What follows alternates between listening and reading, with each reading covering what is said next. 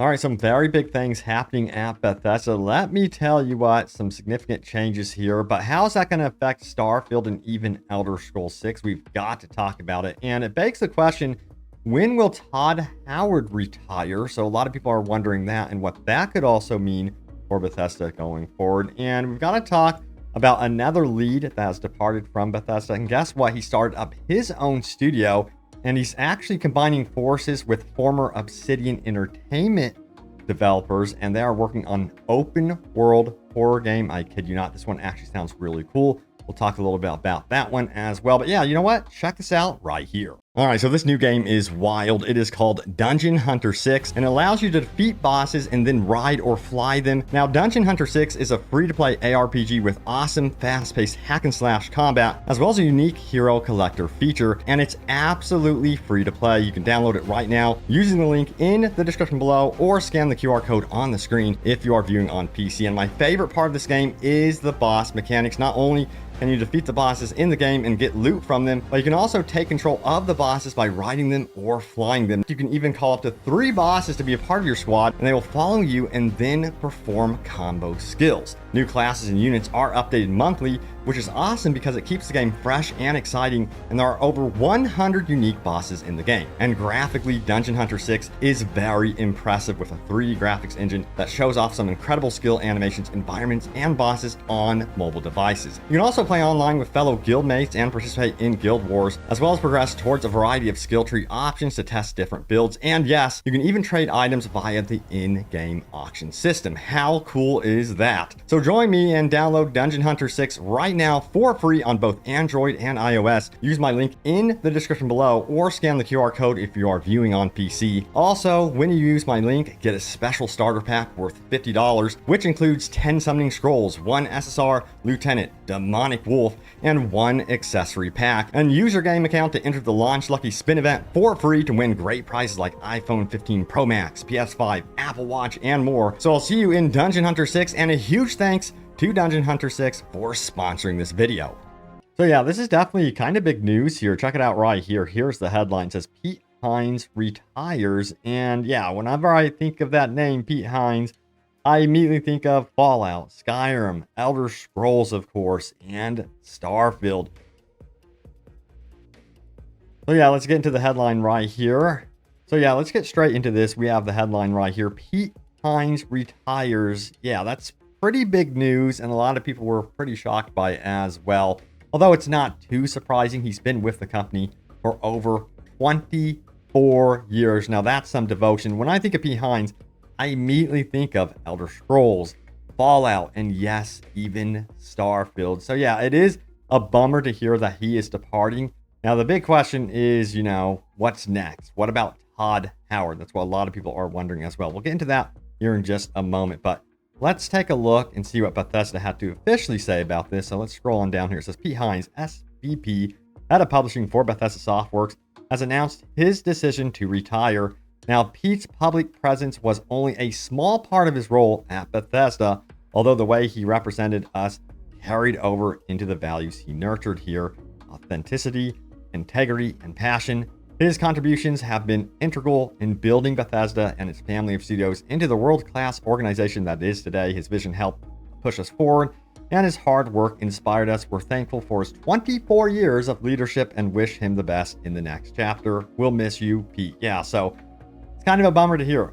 I'm not going to lie. You've always heard from him. You see him at events. But the big question is, how will this influence Bethesda as a whole? Will it have a negative impact on the company? I don't think so. I think that they have prepared for this sort of thing, of course. I don't think it's just going to be like a sudden thing that happens to Bethesda. Behind the scenes, they were probably very, very aware that he would be departing the company and have taken the steps to prepare. It seems like perhaps once they actually got Starfield out and they were comfortable with it, yeah, it was time to move on for Pete Hines. And yes, it seems like he doesn't have to worry about everyone asking him, when is Elder Scrolls 6 now?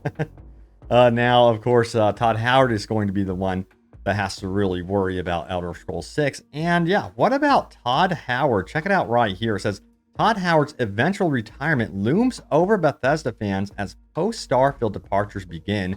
I can't even imagine what a Bethesda game would look like without Todd's influence. Yeah, that would be truly, truly gut-wrenching to hear Todd Howard retiring. And, he spoke about Elder Scrolls 6, and he said, maybe, just maybe that would be his last video game that he would actually produce, and then he would go into retirement. Just saying that is gut-wrenching. Now, this article is actually really interesting. It goes on to say this: as Starfield developers begin to depart Bethesda after the release of the studio's massive RPG, some fans are despondently casting their minds forward to the eventual departure of studio lead Todd Howard. And of course, we heard about Pete Hines, but also we're going to get into more news about the lead quest designer Will Shin in just a moment, who's working on that horror project, the open world horror project. Now, it says, this is far from cause for concern. Both developers are Bethesda veterans who have been working on Starfield for many years, and it's relatively normal for devs to hold out at a studio just long enough to finish one big project before moving elsewhere to start work on another. But in spite of that,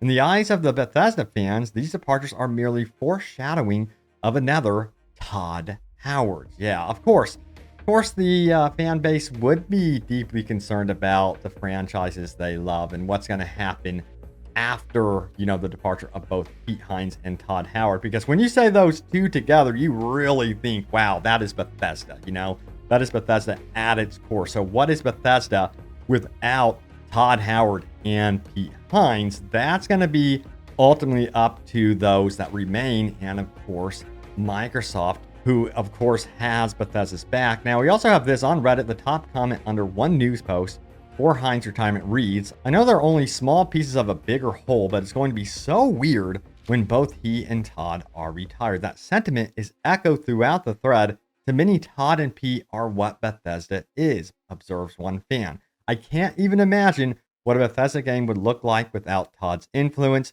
Todd is Bethesda, and the Elder Scrolls is Todd.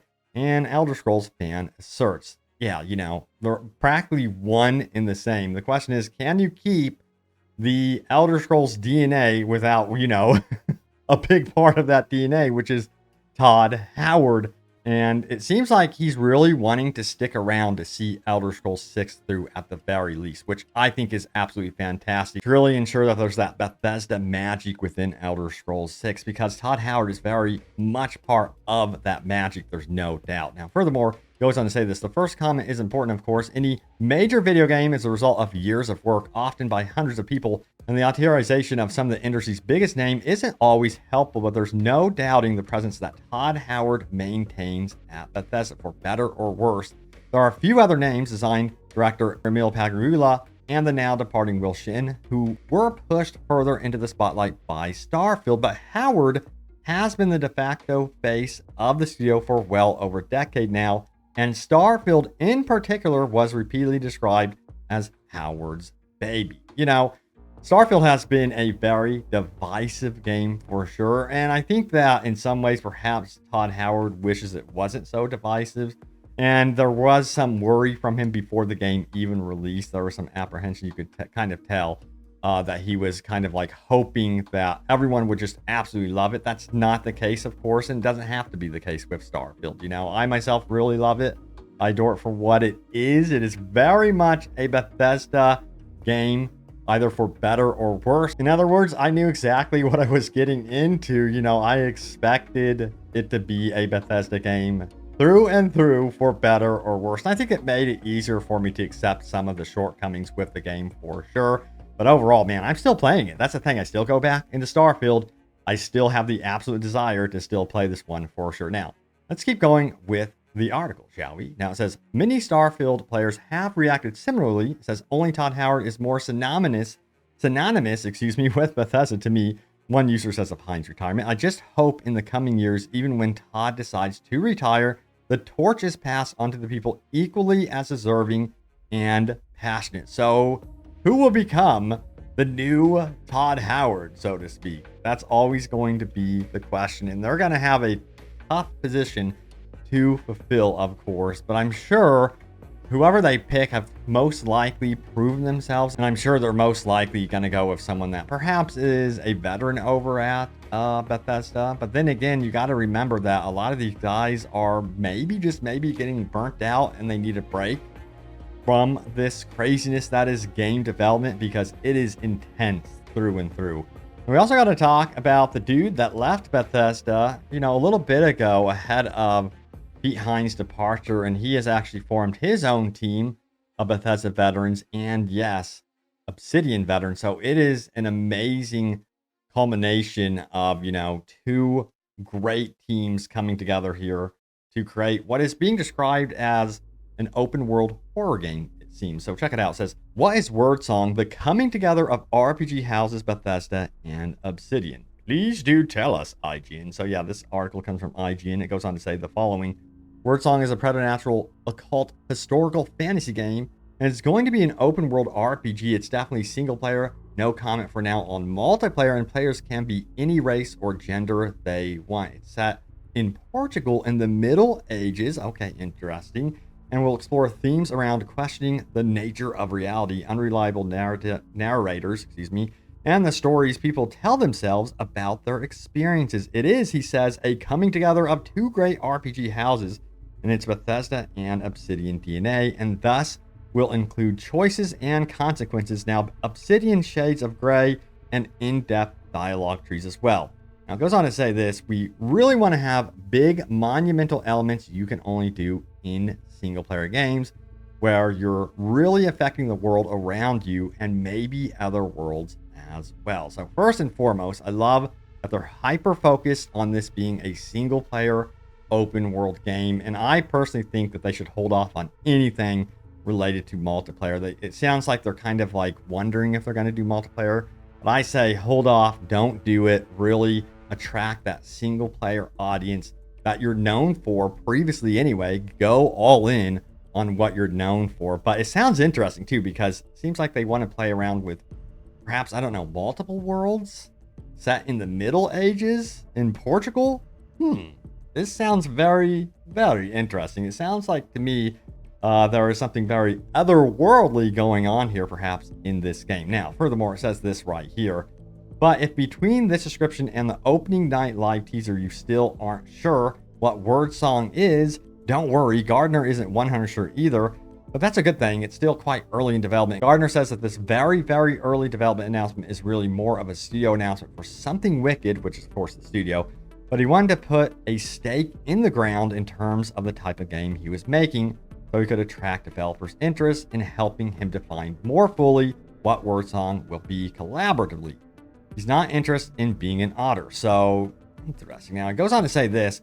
I do want to have all these real detailed things that I can't wind back, or things that I'm in love with and I can't get rid of. I want people to come and put their stamp on this game. I can give so many examples of my career where folks came in and just put things in the game that we didn't realize were there until we started playing it, or came to me with ideas that we moved the schedule around to make it accommodate.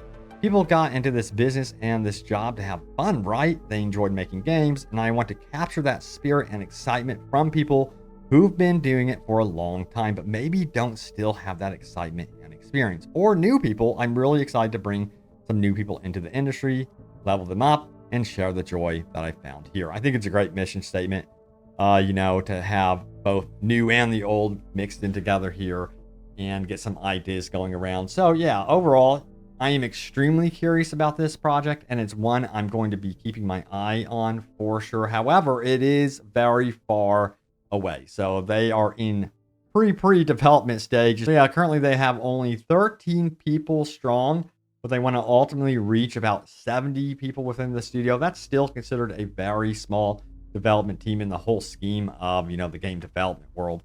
We'll see what happens, but I love it, and I really wish them the best, and I hope it all works out, of course. All right, so back to Starfield. We got to talk about this one right here. Does anyone just not do New Game Plus at all? This one comes from Silent Foxman. Says, I'm about 40 hours in my main playthrough, and I'm really enjoying shipbuilding and working on my outposts. I like having new powers from the temples, but I keep reading about New Game Plus burnout, and I'm wondering if I should just not do it at all. If I don't do it at all, where should I stop doing the quest? So let's get into some opinions, shall we? So we have Thara Reed, who says this, I am 250 hours in and have held off on New Game Plus. And the longer you go, the more you have to lose on New Game Plus. One day I may, but it still will be a hard choice. Yeah, Again, I wish that they would revisit this and kind of update it to allow you to somehow, in some way, twist the story plot or whatever to allow you to keep some of the absolute key stuff, or at least blueprints.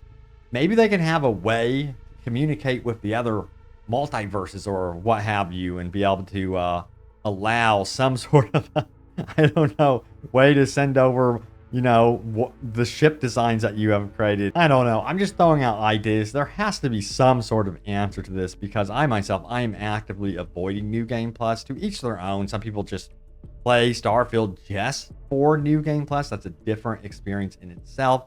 But yeah, giving up all your stuff, I can't do it. It's too much, man. All right, so we also have a PSA here. It says, PSA, do different bounties from the terminals and you will randomly find other detailed side quests. Interesting. It says, I see the same criticisms of the game a lot, but unlike Skyrim, you won't stumble across random side quests or stories because you aren't walking to your location all the time. So don't have the opportunity to randomly find the side quests out in the galaxy. I have found the bounties actively send you to main locations as well as smaller settlements with fully fleshed out quests inside within the galaxy, so you absolutely will have that experience of randomly finding side quests and not randomized locations with cool content in them. It's different to Skyrim or Fallout, of course, but people talk like you can only find side quests in the main hubs like Atlantis or Neon, but that is not the case at all in my experience. It's different, and yes, if you just randomly land on a planet with randomized point of interest, this won't be the case, but follow the missions and you will 100% get that old Bethesda feeling of stumbling across deep and engaging side content. This game is huge. Distress signals also are a really cool way to get them. My favorite missions that I have stumbled across in these two ways. So yeah, I have some opinions about this. Now, my personal favorite way of getting like really cool missions has been just like accidentally stumbling into a random ship that has something to tell me, and they initially seem like extremely mundane tasks. Like I'm like, really? You want me to deliver a package? And it ends up being something much more. And that is something that I have found with this one. So if you are exploring, I guess the advice here is take on a lot of the side missions, the actual story type content. Exploring in Starfield just for exploring's sake, you could still do it. I actually saw a post about that, how the lonely feeling of exploration can actually be wonderful in this game. So it's definitely very subjective. But if you're wanting something more action oriented, perhaps, or something more guided where you go into some sort of story arc, whether it's small or bigger, definitely check out the actual missions that you can get. All right, so let's talk about your top comments from my most recent video, shall we? So what was my most recent video about? That's the question. Here we go. It was this one right here. Starfield just got unexpected news. Why would they do this? All new updates. So yeah, check out the video if you missed it, but let's get into your comments right now. So we have David who says this, it's a single player game. Why would you nerf something you are choosing to use? Let others have the options to run with it if they choose and stick with being unarmed. Some people just can't be happy. I see this sentiment a lot, as you can see right here. As for nerfing on a single player game, if you think it is broken, do not use it. Simple. So yeah, most of you are like, do not touch any of the weapons in this game, even if they are godlike, even if they are OP, leave them alone. All right, so we have this one right here as well. We have Omega Pipeline who says this, that weapon requires a specific build, and he's talking about the Inflictor, I believe, that most people will not likely have on one playthrough. Additionally, gear like this is not unprecedented in Bethesda Game Studio games. You can get some pretty OP gear fairly early in both Oblivion and Fallout 3 if you have the knowledge of where and how. While it's possible that the Inflictor's real capability was simply an oversight, it is just as possible that it's intentional and meant as a reward for those who are either doing New Game Plus or one really long single player. Yeah, totally agree. That's why I've said it time and time again. I'm very apprehensive of nerfing anything, especially if we work so hard to get this reward, and then all of a sudden the game dev comes along and nerfs your hard work. We saw that happen in Diablo 4. I know Diablo 4 is a different game, but it's kind of the same sentiment here. If you start nerfing stuff, expect to have very, very angry fans for sure. Now, let's see what else he had to say. He says, do you ever play Castlevania Symphony of the Night? Did you happen to get the Chrysogram? If so, do you farm it on subsequent runs or intentionally leave it in your inventory. In other words, using OP stuff is a choice that each player can and does make on their own every time. Balance is needed for multiplayer games, not single player games. That said, Melee needs a bit more attention and variety in Starfield. Yeah, you know, it would be cool to see, I guess you would say, more futuristic melee weapons, because we are definitely in the distant future here. I think that would be noteworthy for that to be added in the game. Overall, with the weapons in Starfield, I'm having a blast. I recently found a legendary. I always like trying new combinations as well. There's some really cool stuff you can also do to completely incapacitate certain stronger enemies and make sure that they are kind of out of the fight. So I think that people kind of downplay how the weapons are in Starfield. I thought it was very well thought out, at least in my opinion. I'm enjoying the hell out of it. All right, so let's do one more, shall we? So check it out. We have Slab Hard Cheese, who says this right here. The resetting of New Atlantis, deleting all your stuff in the penthouse, is probably also a problem with those who have built outposts on the far side of the lake in the New Atlantis map. You can teleport to and from your base anywhere in New Atlantis, whereas you cannot teleport to your penthouse. I suspect those will also have the problem of being gone when the map resets, but not confirmed yet. Interesting theory. Let me know if anyone has found out. Now we have Jammy, who says this would be great and needed if they could add some diverse factions on planets, primeval, advanced beings, planet warlords, etc. That'd be cool. Yeah, you know, they do have some stuff, you know, with the factions, but I feel like there isn't enough in that regard. I completely get what you're saying there for sure. Maybe even discover more like isolated civilizations. I think that was kind of untapped in the game a little bit. But yeah, great ideas. Thank you all so much for watching and all the comments. Love reading them. Keep them coming. And yeah, we'll see where Starfield goes. Kind of curious now that Pete Hines is, of course, leaving Bethesda. I don't think anything is going to negatively change currently with Starfield. I think that they are set up for this type of departure. So I'm not really worried about it. But yeah, Todd Howard leaving, that's another one. Like, it's going to be gut-wrenching when both of these devs are gone from Bethesda. Yeah, man, it's like an era, you know, finally closing. But thank you all so much for watching. Stay tuned here for more Starfield and open world gaming goodness, and I will see you all next time. Take care.